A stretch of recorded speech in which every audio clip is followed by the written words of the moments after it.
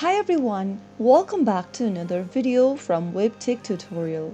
In today's episode, I'm going to be showing you how to sign in or log in to your Regpack account. So let's get started without wasting much of our time. First of all, open a web browser of your choice. In the URL box, type in regpacks.com and press enter. You will then find yourself in the official site for Regpack.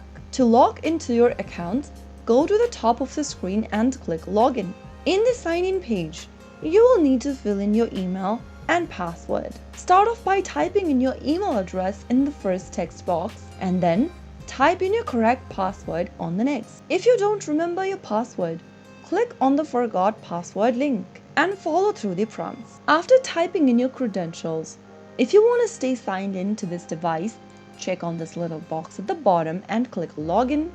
But if you're using a public or shared device, leave the box unchecked and click on Login. Soon after it's done, you will be able to log into your Regpack account. So that is how easy it is. If you found the video to be helpful, go ahead and give us a thumbs up. Don't forget to subscribe to our channel by hitting the subscribe button. Also press on the bell icon so that you'll never miss another upcoming upload from us. I will be back again in the next video. Thank you for watching.